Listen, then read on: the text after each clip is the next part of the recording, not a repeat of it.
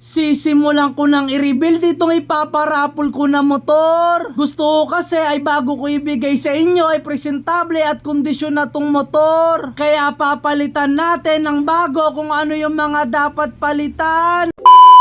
Ito ipaparapol natin. So papalitan natin to ng bagong kaha dahil katulad na ito, muuga na, tapos basag na rin dito, tapos may mga gas-gas na. Kaya mas maganda kung palitan na lang natin to ng bago para pag ibinigay sa inyo is presentable. Kaya simulan na natin, baklasan time. Kaya binaklas ko na yung mga kaha dahil papalitan ko na yan. Medyo marahan nga yung pagbaklas ko dahil madulas dito sa aking ginagawan. Nag-uulan kasi pero gagawin ko pa rin yung best ko para mapamigay ko agad sa inyo itong motor na to. Kaya kung may nakikita kayong mga kalawang ay papalitan natin or pipinturahan ko. At syempre itong gauge ay iingatan natin dahil ibabalik natin to dahil konti lang yung tinakbo nito. Na-stuck lang daw to ng matagal dahil walang gumagamit kaya yung ibang parte ay kinakalawang na. Kaya bubuhayin ko ulit tong motor na to dahil ilang taon na tong nahimlay. Kaya binaklas ko na itong tambutso dahil papalitan na natin dahil butas na at puro kalawang. Dito tayo nahihirapan sa pagbaklas na itong isang tornilyo. Ang gagawin natin is weldingan natin yan para matanggal natin. Patigil-tigil ako sa paggawa dahil pabugso-bugso yung ulan. Kaya nung tumigil yung ulan, akin ang sinetap at wineldingan para yung tornilyo ay akin ang matanggal. Baka may makapo na hindi ako professional sa pagwelding, ang alam ko lang ay ispat-ispat lang. Kaya nung pag-ispat ko ay nasobrahan, masyadong uminit kaya muntikan siyang masunog. Buti na lang ay alerto ako kaya hinapan ko agad dahil kung hindi baka lahat ng motor dito ay nasunog. Kaya pagkabaklas ko ng tornilyo, binaklas ko na agad yung inner niya na kaha. Ito na yung itsura ng chassis at makina, grabe talaga dahil kinakalawang na. Binaklas ko na rin yung tangke para dire-diretso yung trabaho ko. Kailangan ko rin pinturahan yan dahil kinakalawang na yung ibabaw or kaya bibili tayo ng bago. Dito naman ay sinunod kong baklasin yung fender pati yung susian niya sa likod. Tsaka ako sinunod yung brake niya sa likod pati yung mga harness para matanggal na natin itong makina. Paghihiwalayin kasi natin yung chassis at yung makina para malinisan at mapinturahan na. Kaya pinwersa ko na baklasin yung ehe para mapaghiwalay na natin yung makina at chassis. Medyo matigas lang baklasin yung ehe dahil kinalawang na at kumapit sa chassis. Kaya nung matanggal ko na yung ehe ay dahan-dahan ko nang inangat yung chassis para matanggal sa makina. Natuto na ako kahit papano ay nababaklas ko ng mag-isa nang hindi natutumba. Eto na yung itsura ng makina, mukhang presentable pa at hindi pa nabubuksan. Eto naman yung problema natin kung paano natin ito matatanggal. Makikita nyo yung makina niya is wala pang biyak. Kasi makikita nyo sa tornilyo, ayan, sa tapet. So hindi pa siya nabibiyak, tapos may goma pa. Yun nga lang, kailangan pa rin natin to linisan. Tapos palitan yung mga tornilyo na kinakalawang para kapag binigay sa inyo is presentable pa rin at malinis, diba? Kaya papalitan natin kung ano yung mga dapat palitan dyan. Tapos magagandahin na natin. Palitan natin ng mags, ng kaha, pinturahan natin yung chassis, palitan natin tong preno nya dahil kinakalawang na. Isang set yung bibilin natin para mapalitan ng bago. Tapos shock. Ayan, kung ano yung mga nakikita nyo na kailangan palitan, papalitan natin. Dahil para sa inyo talaga lahat yan. Alright. At dahil umaambo na naman, nilipat ko na at tinayos, baka mabasa yung makina ng ulan. Dahan-dahan ko pang inangat yan dahil ayaw umikot ng gulong yan dahil sa kalawang. Kaya sinunod ko naman yung makina, hinata ko sa gilid yung hindi mauulanan. Baka kasi kapag naulanan ay dumami yung kalawang, baka hindi na natin mapaandar. Sinunod ko na dito, binaklas ko na yung harness para mapinturahan natin yung chassis niya. Buti na lang ay wala pang mga putol kaya okay na okay pa yung harness niya. Dito ay pinahirapan ako ng rectifier regulator, buti nagawan ko ng paraan. Bilog na kasi yung tornilyo niya kaya inipit ko ng vice script tsaka ako niluwagan. At dahil kumapit na yung kalawang dito sa caliper, tatanggalin na natin ng buo yung shock niyan. Sa pagbaklas nito ay medyo nahirapan ako dahil sobrang tigas na ng mga tornilyo nito. Medyo nahirapan din ako sa pagbaklas ng shock dahil kailangan sabay itong mahuhugot. Wala tayong katuwang kaya tsaga-tsaga lang, mahuhugot din natin to. Hanggang sa pagtsatsaga ay nahugot na rin natin kaya doon na tayo sa susunod na proseso. Ito namang fender ay kailangan na talagang palitan dahil basag-basag na. Konting andar na lang neto, hindi pa nakakalayo, malalaglag na. So ayun, nabaklas na natin itong makina at saka yung chassis pati yung shock niya sa harap. Dahil inabutan na tayo ng ulan kaya hanggang dito na lang muna yung video natin. Susunod na araw kapag gumanda-ganda na yung panahon, ispipinturahan na natin itong chassis niya. Tapos i-rebuild na natin itong makina, lilinisan natin. Papalitan natin yung mga kalawang dito. Papalitan natin ng bago. Tapos itong mugs, papalitan na rin natin ng bago. Tapos shock, palitan na rin natin ng bago. Para presentable. Eto na yung mga ikakabit natin ng mga kaha. Kaya abangan nyo kung ano yung magiging resulta. Ngayong araw ay gumaganda-ganda na yung panahon. Kaya magkakaroon tayo ng tsansa mapinturahan itong chassis para mabuo na yung motor. Medyo masikip nga lang yung pwesto natin dahil wala nang mapaglagyan. Sa sobrang sikip yung mga motor, hindi ko na alam kung saan ko pa ilalagay. Pero magagawan pa natin yan ng paraan, tiwala lang. Ang una nating gagawin itong chassis ay ating lilinisan. Bubugahan natin yan ng tubig tsaka natin sasabunan. Siyempre ang gagamitin natin itong pressure washer na na-order lang natin. Yan yung pressure washer na di baterya kaya kahit saan ay pwede mong dalhin. Ayun nga lang kapag hinatak mo ay maiiwanan ka ng hose. Kaya mapapagod ka na lang sa kakasuksok ng hose. Pero ang kagandahan sa kanya ay sobrang lakas niyang bumuga. Parang yung misis mo kapag nakita ka sa malayong nagiinom, maririnig mo na agad yung sigaw niya. Kaya nagpatuloy ako sa paglinis dahil kailangan natin matanggal yung mga putik at kalawang. Kaya pagkatapos kong bugahan ay akin ang sinabunan. Medyo okay pa naman sana yung mga pintura nito kaya lang mas madami yung kalawang. Kaya mas maganda na tanggalin na lang natin lahat tsaka natin pinturahan. At dahil tatanggalin natin yung mga pintura, tanggalin na muna natin itong manibela. Hindi na kasi natin pipinturahan yan dahil okay pa naman yung bakal niya. Sa pagtanggal pala nito, kapag natanggal mo na yung tornilyo, kailangan mong dahan-dahaning ikutin. Tsaka mo lagyan ng konting hatak at iyong pagsabayin. Tapos itong T-post dahil wala tayong proper tools, atin na lang pupukpukin. Mabilis mo lang naman matatanggal yan, samahan mo lang ng konting puwersa. At samahan mo ng panalangin at maniwala ka sa kanya. Huwag dun sa kaibigan mo na ang alam lang ay paninira.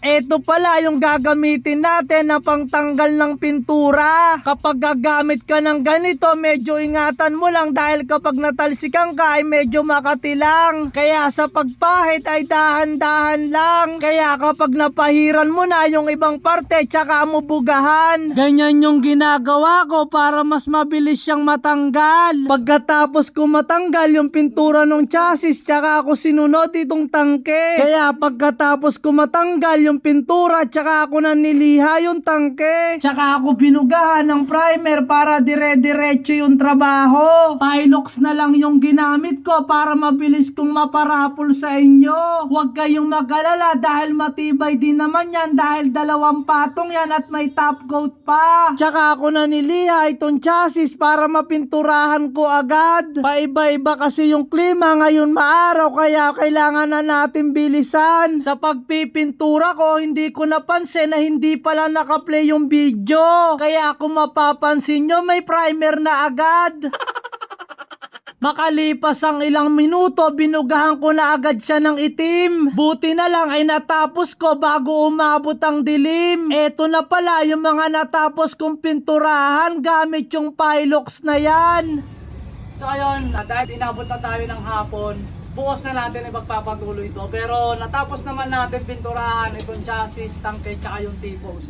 Tapos gusto ko lang sabihin sa inyo na dumating na yung kaha na ikakabit natin dito. Ito yung outer na kaha niya, tapos ito yung inner.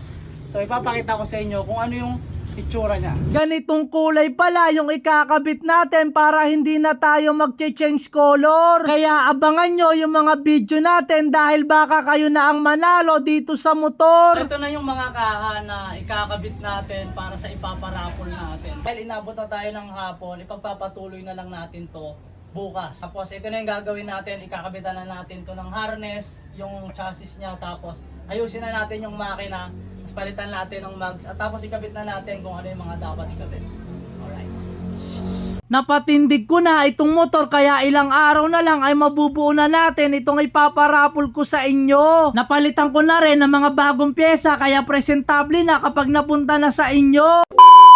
Yung araw ay kahit papaano ay gumaganda-ganda na yung panahon. Kaya kailangan natin madaliin dahil alam nyo naman yung klima umuulan pagdating ng hapon. Kaya hindi na ako nagdalawang isip, kinabit ko na agad yung makina sa chassis niya. Tsaka ako inilagay itong ehe para hindi siya matumba. Sa paglagay hindi mo agad masushoot kaya kailangan mong pukpukin. Parang noong mga bata tayo para matuto sa mga hindi natin alam ay kailangan tayo ay dikdikin. Pagkatapos ko makabit yung chassis, kinabit ko na agad yung susian nito. Madali lang naman magkabit nito dahil dalawa lang naman ang tornilyo nito. Tsaka ako ikinabit itong bracket na pinagkakapitan ng kaha. Bali wala pala akong nakitang pang tatluhan yan kaya ito na lang ulit yung ikakabit ko. Kasi pasok pa rin naman yan kahit nag-convert tayo ng Mio 1. Basta mapakapit lang natin yung kaha at malagyan ng tornilyo, yung kasi ang importante dyan. Tsaka ako sinunod itong harness. Sa totoo lang ang dami kong inayos dyan dahil puro ngat-ngat at mga putol-putol na. Hindi ko na naipakita sa inyo dahil gabi ko ginawa yan para mabilis natin matapos at maiparapol na. Kinabit ko na rin pala itong rectifier regulator, yan yung importante para magkarga yung baterya. Ikakabit ko na rin pala itong fender para kahit papaano ay may kaha na siya. Kapag ikakabit pala yan, dyan nakakabit yung susian sa compartment. Bali isang tornilyo lang naman yan tapos may lock na bakal sa likod, yun yung importante para pag sinusi mo ay mabubuksan mo yung compartment. Pagdating naman sa rear fender, dalawa lang yung tornilyo dyan. Pwede kang mag-adjust dyan kapag paling yung gulong sa fender mo. Tapos ilalagay ko sana itong footboard tsaka dibdib. Kaya lang may nakalimutan ako. Hindi pa pala natin nalalagay yung T-post at manibela kaya hindi pa siya pwedeng malagay. Kaya ang ginawa ko, kinuha ko na yung T-post at nilagyan ko ng grasa para maikabit na natin. Hindi na pala ako nagpalit ng knuckle bearing dyan dahil okay pa naman. Kailangan lang ng konting grasa at kailangan linisin. Sa paghigpit pala ay wala akong proper tools kaya ang ginawa ko na lang ay aking pinukpok. Kailangan lang ng konting tahimik dahil may natutulog sa likod ko na bata kaya ang tunog niya ay plok plok plok.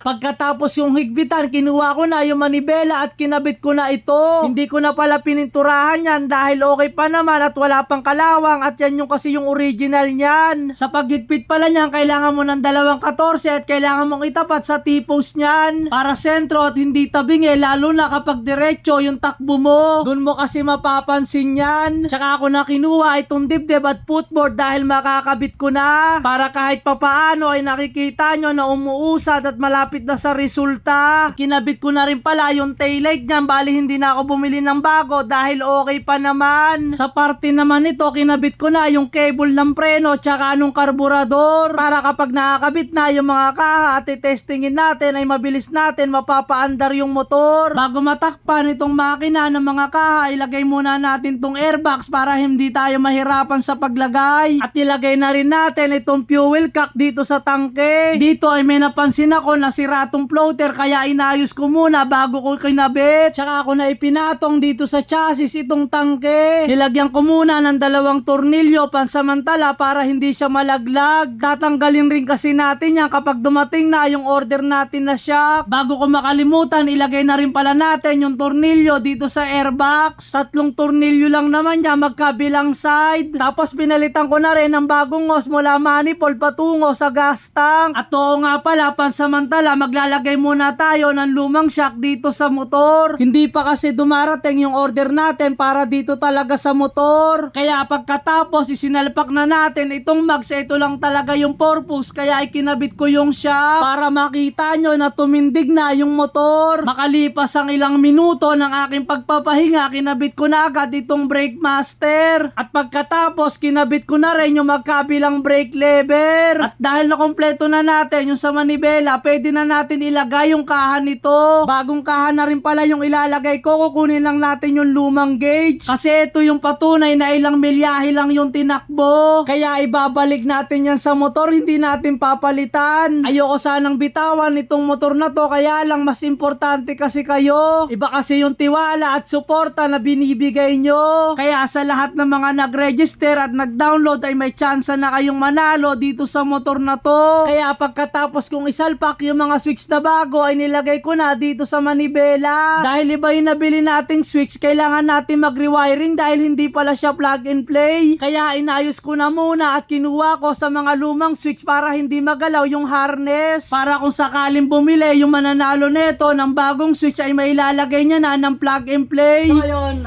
inaabot na tayo ng hapon tapos medyo maulan na rin yung panahon. Kaya hanggang dito na lang muna itong binubuo natin. So naikabit naman natin kung ano yung mga dapat ikabit. Ayun nga lang is meron pang mga kulang dahil hindi pa dumadating. Siguro bukas is dadating na yon, kaya maikakabit na natin dito. Eto na pala yung itsura ng motor na ipaparapol ko sa inyo. Napalitan ko na ng mga bagong kaha, pati mags at gulong, kaya swerte yung makakakuha nito. Ang 5 araw na pala ng pagbubuo ko na itong motor, kaya lang mukhang hindi maganda yung panahon. Sobrang lakas ng ulan kaya yung motor ay basang-basa na ngayon. Kung makikita nyo, yung kaha ay basang-basa na dahil sobrang lakas ng angge. Kaya ngayon ay sasang-ayon ka na masarap matulog. Alam kong hindi mo yun itatanggi. Pero dahil kailangan natin matapos agad to, kaya kakabitan muna natin ng shock para makalipat tayo ng pwesto. Kaya kahit sobrang lakas ng ulan ay sinugod ko na para mabuo na natin agad tong motor na to. Kaya isinilong ko na dito sa loob para maikabit na natin kung ano yung mga dapat ikabit. Medyo nahirapan lang ako sa pagtulak dahil paahon siya at bumababa yung motor. Hindi ko mapigilan dahil yung preno ay hindi ko pa nakakabit. Kaya pagdating dito ay pinunasan ko na yung mga basa sa kaha. Pati yung mga basa sa bakal ay pinunasan ko na, baka mga lawang pa. Pagkatapos kong punasan, kinuha ko na yung mga ikakabit ko na kaha. Kaya hindi na ako nagpatumpik-tumpik pa. Tinanggal ko na yung balot at kinabit ko na. Walang nakakatawa pero natatawa ako sa mga sinasabi ko sa mga dulo. Kaya ititigil ko na at iibahin na natin yung ating tono.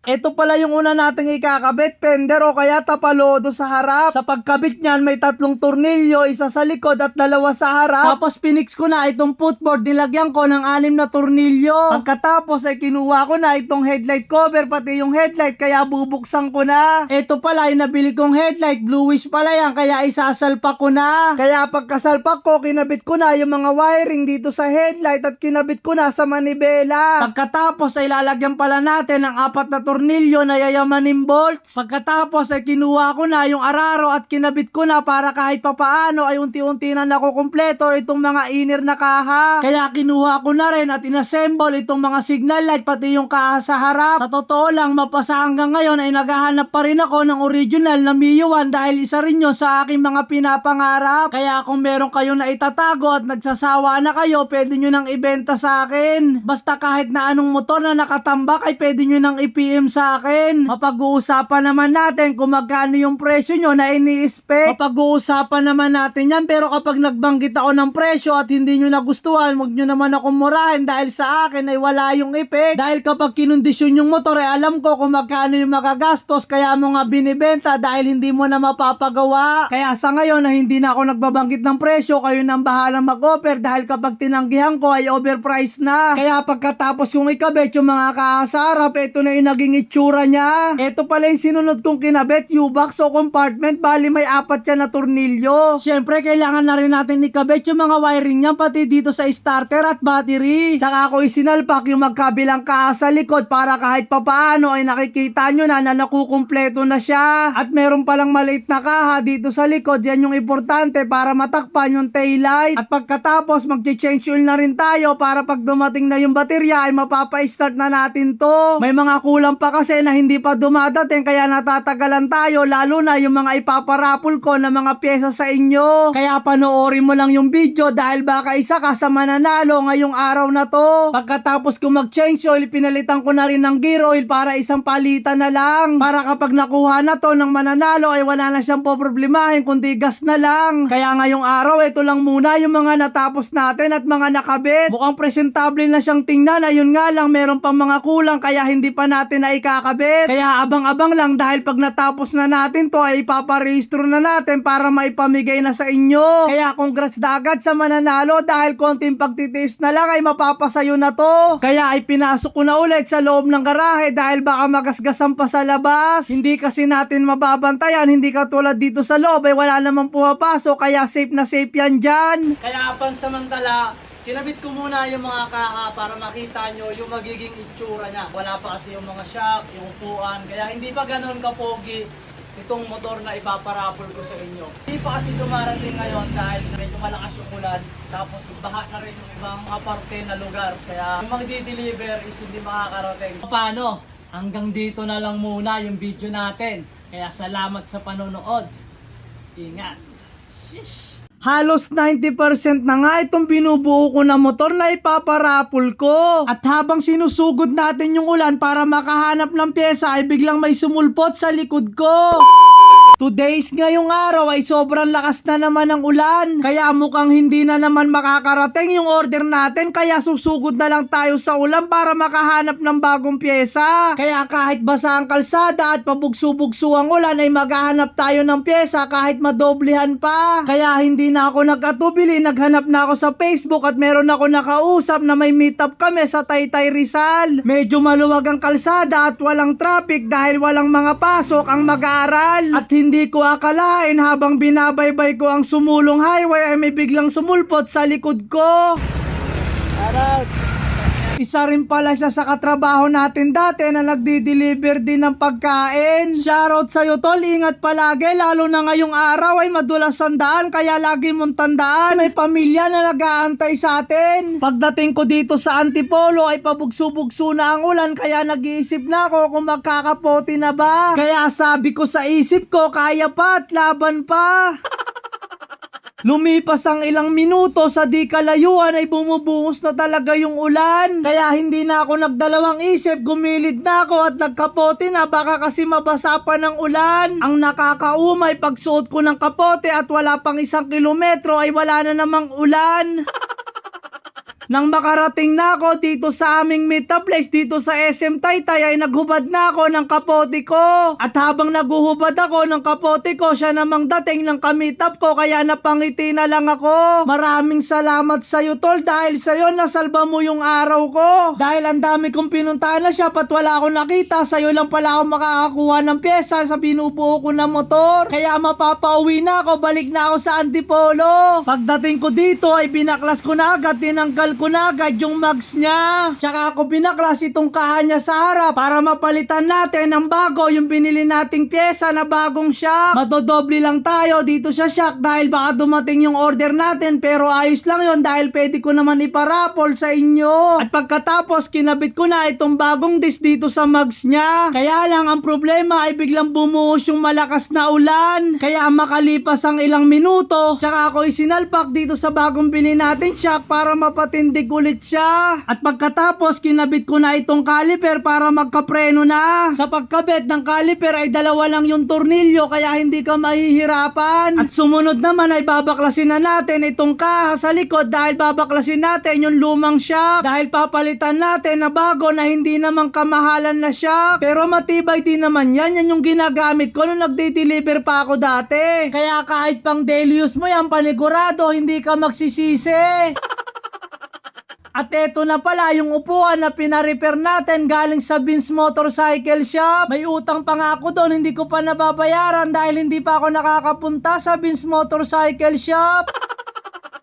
Kaya eto na yung mga naikabit natin, unti-unti na natin nabubuo. Antayin nyo na lang na mga ilang araw ay panigurado ay mapaparapol na natin to. So yun, inabot na tayo ng hapon tapos umuulan pa rin hanggang ngayon. Kaya yun lang muna yung mga naikabit natin kasi ayun pa lang yung nabili natin na pyesa dahil yung mga order natin is hindi pa dumadating kaya doble tuloy tayo kasi kailangan kasi natin maikabit agad pa kasi tumagal pa yung sa shipping ay yung klima, yung ulan, ganito tuloy-tuloy tapos binababa yung mga ibang lugar. Pero napalitan naman natin ng bagong shock, harap tsaka likod tapos nandito na rin yung upuan natin tapos may preno na siya kasi naikabit na natin yung caliper kaya pwede na siyang i-test drive. Kaya lang medyo pangit nga talaga yung panahon. Kaya susunod na video, aandarin na natin to at iti-test drive na natin sa labas. Medyo mapatak na yung ulan. Ano? Hanggang dito na lang muna ulit yung video. Kaya salamat sa panonood. Ingat! Mukhang mapapabaklas na naman ako sa motor dahil ayaw niyang umandar. Mabuti na lang ay mabilis natin nagawa ng paraan kaya atin ang napaandar. Yung araw ay makulimlim na naman, mukhang hindi maganda yung panahon kaya mukhang uulan na naman. Hindi natin matapos-tapos to dahil yung ibang pyesa ay hindi pa na-deliver kaya hindi maikabit dyan. Kaya ikinabit ko na lang kung ano yung mga pyesa na available dito.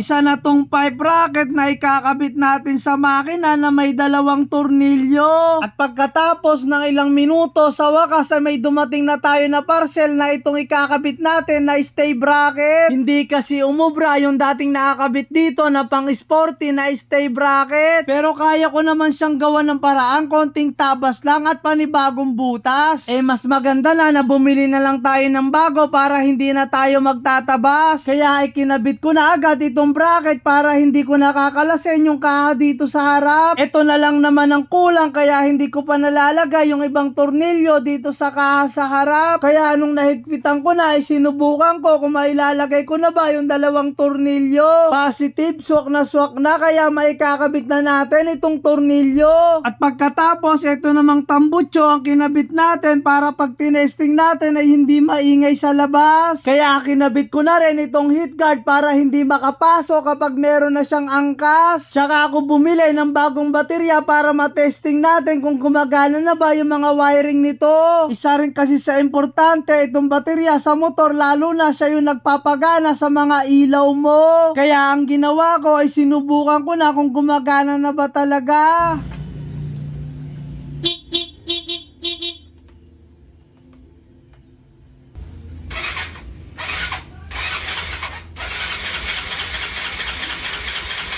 Naparidondo na natin kaya sureball na mapapaandar na natin to. Kaya ang ginawa ko ay sinalinan ko na ng bagong gasolina para mapaandar na. Kaya ano pang iniintay, start na agad yan.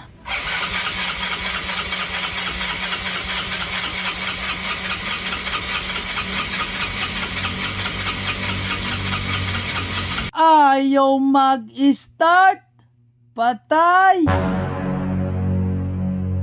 At tinusisa ko kung saan nagkaroon ng problema, sinilip ko na rin kung bumababa yung gasolina. Kaya ang ginawa ko ay hinigop ko yung hose dito sa manifold para malaman ko kung andito ba yung problema. Mukhang andito nga ang problema dahil walang lumalabas na gasolina dito sa hose papuntang karburador. Kaya gagamitin ulit natin itong improvise natin na tangke, rerektahan natin dito sa karburador. At lalagyan natin ng bagong gasolina tsaka natin papaandarin. Kaya pagkasaling ko, ano pang iniintay, start na ulit yan.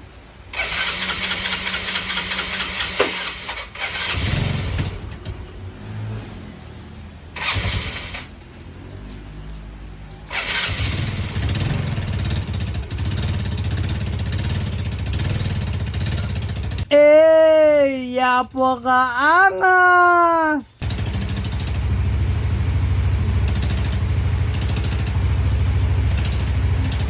Kung mapapansin nyo ay umiingay at tumatahimik, bali ang naging sanhi niyan itong catalytic.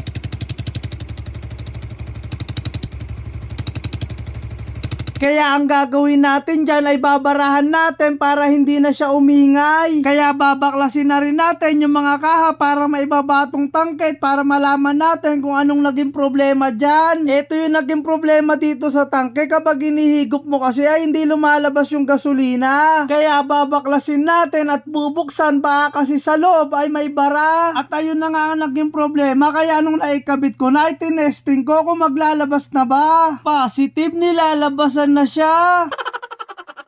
Kaya ay kinabit ko na ulit yung tangke at kinabit yung mga kaha para matesting na natin sa labas. Kaya kahit tumuulan ay titestingin natin kung umaandar na ba talaga.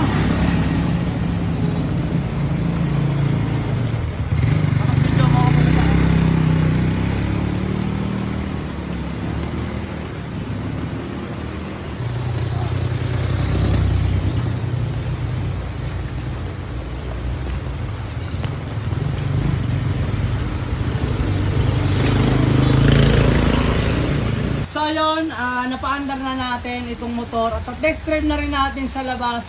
Kaya konti na lang, mapaparapol na natin ko sa inyo. Ang kulang na lang natin is yung side mirror, tapos yung crankcase cover. Tapos ipaparehistro na natin para nakarehistrado bago ibigay sa mananalo. So paano?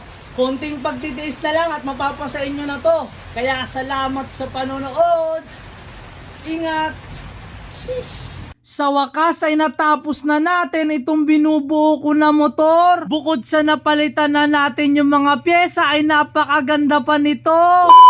Kung mapapansin nyo dati yung itsura ay medyo maayos pa. Pero ang naging problema talaga itong makina dahil na-stuck na. Kaya nilinis ko at ginawan ko ng paraan para mapaandar pa. Kung dati yung mga preno ay kinakalawang, ngayon ay pinalitan na natin ng bago kaya maganda na yung naging itsura. At kung yung mga kaha ay basag-basag na, ngayon naman ay pinalitan na natin ng bago at gumanda pa. At kung yung dati ay unti-unti na natin nabubuo, finally mapaparapol na natin to ngayon sa inyo. Isa kasi to sa mga kulang na hindi pa natin nakakabit itong crankcase cover. Nahuli kasi siya ng dating kaya ngayon ikakabit na natin. Sa pagkabit pala neto ay merong ilang mga tornilyo. Kung bibilangin natin at iisa-isahin, merong isang sobrang haba at dalawang mahaba ng konti at 10 maiiksing tornilyo. Kung hindi ako nagkakamali ay tama nyo na lang para may tama ako. At ikakabit na rin pala natin itong engine cover. Bali yan pa rin yung dati dahil hindi pa dumadating yung order natin nito. Tsaka ako sinunod itong grab bar. Hindi ko na nga sana ikakabit yan dahil mas gusto nila na walang ganyan. Eh ako masusunod kaya lalagyan ko yan para hindi malaglag yung angkas niyan. At pagkatapos ay nilagay ko na yung putres o rapakan ng angkas. Importante din yan para may apakan yung mga angkas. Bali kabilaan pala yan at yan yung luma. Hindi na ako bumili ng bago. Wala na kasi akong budget pambili ng bago. At sinunod kong kinabit itong bangka para kompleto na. Para wala na tayong ikakabit na ibang kaha. Tsaka ako inilabas para matesting, para maparehistro na. At kung kondisyon na ba para pag naipamigay natin ay walang magiging problema.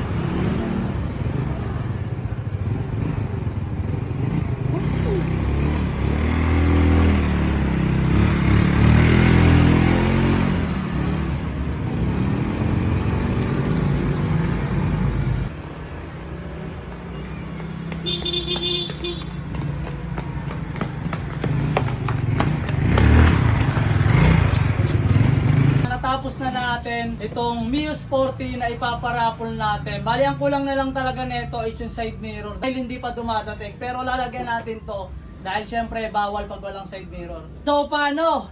Ito na yung pinali ng video na to. Kaya salamat sa panonood. Ingat. Shish.